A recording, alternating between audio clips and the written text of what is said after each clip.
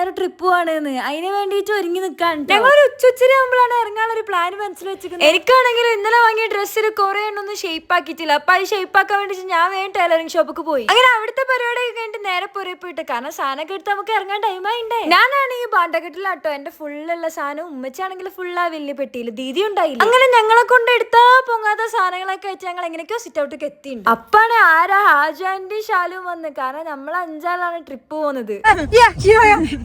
നമുക്ക് പിന്നെ ഈ കാറിലൊന്നും റൈഡ് വലിയ താല്പര്യമില്ലാത്തതുകൊണ്ട് ഞാൻ കൊച്ചൊന്ന് സൈഡ് ആയിട്ട് അപ്പത്തേക്ക് ദീദിന്റെ അവിടെ കൂളിംഗ് ഗ്ലാസ് വെക്കുന്നു. അങ്ങനെ അതൊക്കെ കഴിഞ്ഞിട്ട് നമ്മൾ നേരെ ഫുഡ് കഴിക്കാൻ കയറി. പിന്നെ രാത്രിത്തേക്കുള്ള ഫുഡ് പാഴ്സലും വാങ്ങിട്ടോ. കാരണം വെറുതെ എന്തിനാ ട്രെയിനത്തെ ഫുഡ് കഴിച്ചിട്ട് വഷളാക്കുന്നത്. ഹാജാന്റെ ആണ് കോഴിക്കോട് എത്തിയപ്പോ കഷ്ടപ്പെട്ട് ഓട്ടോക്കാരോട് പ്ലാറ്റ്ഫോമിൽ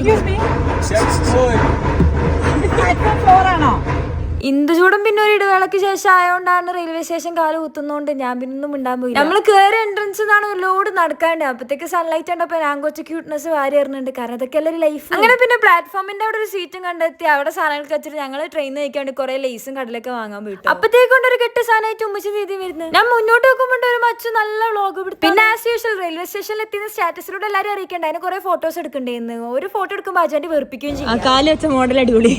ദീദിനോട് പെപ്സി വാങ്ങരുത് പെപ്സി ഒളിഞ്ഞിരുന്ന് കുടിക്കുന്ന ഹാജാന്റിനെ നിങ്ങൾ കണ്ടോണ്ട്. അപ്പത്തേക്ക് എന്ത് ചെയ്ത് ഞാൻ രസമില്ലാത്ത ക്ലിപ്പ് എടുത്തോണ്ട് എന്നെ പ്രാഗ ട്രെയിൻ വന്നപ്പോ പിന്നെ എല്ലാരും കൂടി മറ്റേ കല്യാണപ്പോരിൽ ചോറുന്നാൻ പോയ അവസ്ഥയാണ്. ഓടി കയറിലും ഇരിക്കലും ആകെ റിസ്ക് ആയിരുന്നു ഫുള്ള്. ഞാൻ പിന്നെ വേഗം തട്ടിമ്പുറത്ത് കയറിയിരുന്നു. തട്ടിമ്പുറത്ത് എൻഷ ഫാത്തിമ ഗായ്സ് ഓവറൊക്കെ കയറിയെങ്കിൽ തല പൊന്തിക്കാൻ പറ്റുന്നില്ലാണ്ട് അപ്പൊ കുറച്ചൊരു ബുദ്ധിമുട്ട് വന്നു. പക്ഷേ ഞാൻ താഴേക്കും മതി ക്രൂരമായ കാഴ്ചകൾ അവരെന്തല്ലോ തിന്നാ. പിന്നെ നമ്മള് കുറച്ച് ഫുഡൊക്കെ വാങ്ങിയോണ്ട് ഡിന്നർ ആക്കി വെച്ചിട്ട് നല്ല അടിപൊളിയായി ഡിന്നറൊക്കെ കഴിച്ചു. പിന്നെ നല്ല കിടന്ന് ഉറങ്ങാനല്ലേ നാളെ കാണാൻ രസമുള്ളൂ. അല്ലെങ്കിൽ ഡാർക്ക് സർക്കിൾസ് കൂടെ ഉണ്ടാവില്ല. അങ്ങോട്ട് വേഗം ബെഡൊക്കെ റെഡിയാക്കി വേഗം കിടന്നു. അങ്ങനെ ഞാനും അജയന്റെ നോക്കുമ്പോണ്ട് ദീദി ശാലും ഒന്നും മിണ്ടാണ്ട് പോയിട്ട് കാറ്റുള്ള. പിന്നെ ഞങ്ങളും പോയിട്ട് വെറുതെ വെറുപ്പിച്ചു. ഇപ്പൊ എന്റെ മൈൻഡിലുള്ള പാട്ട് ഇറവും എൻ പകലും. അങ്ങനെ പാട്ടൊക്കെ കേട്ട് നമ്മള് വേഗം മാംഗ്ലൂർ എത്തിട്ടോ. മാംഗ്ലൂർ ഇറങ്ങിയപ്പോ പിന്നെ എന്തെങ്കിലുമൊക്കെ വാങ്ങി തിന്നണ്ട വെച്ചിട്ട് അതും വാങ്ങി നേരെ ട്രെയിനിൽ കയറി. ഒന്ന് ഉറങ്ങി എണീച്ചപ്പോഴത്തേക്ക് നമ്മൾ സ്റ്റേഷൻ എത്താനായി എന്ന് പറഞ്ഞിട്ട് അലാറം അടിഞ്ഞു. പിന്നെ ഞാനും ശാലും പിന്നെ പണ്ടേ നേച്ചർ ബ്യൂട്ടി ആസ്വദിക്കുന്നതുകൊണ്ട് അവിടെ കുറച്ചേരം ഡോറിനടുത്തിരുന്ന് നേച്ചർ ബ്യൂട്ടി ആസ്വദിച്ചു. ഞങ്ങൾ പല്ലേക്കാത്തോണ്ട് തന്നെ ഈ കാഴ്ച ഞങ്ങൾക്ക് വളരെ ക്രൂരമായിരുന്നു. അങ്ങനെ സ്റ്റേഷൻ എത്തിയപ്പോ പാണ്ടക്കെട്ടൊക്കെ ആയിട്ട് നമ്മൾ നേരെ സ്റ്റേഷനിലേക്ക് ഇറങ്ങി. പിന്നെയാണ് സത്യാവസ്ഥ ഞാൻ മനസ്സിലാക്കിയത് ഞാൻ ബ്രഷ് വാങ്ങിയിട്ടില്ല എന്ന്. പിന്നെ വേഗം പോയി ബ്രഷൊക്കെ വാങ്ങിയിട്ട് ഓടി തിരിച്ചു വന്നിട്ടുണ്ട്. പട്ടിക്കാണ് കൊടുക്കത്തെ ഡിപ്രഷൻ. പിന്നെ നമ്മൾ നല്ല വളരെ അടിപൊളിയായിട്ടുള്ള ട്രാവൽസിലായോണ്ട് നമുക്ക് നല്ല 1.5 മണിക്കൂർ വെയിറ്റ് ചെയ്യേണ്ട വന്നു ടാക്സി വരാൻ തന്നെ. പക്ഷെ ഡ്രൈവർ മച്ചു കൂളായിരുന്നു. നമുക്ക് ചായ എല്ലാം മേടിച്ചൊന്ന് കൂളാക്കി.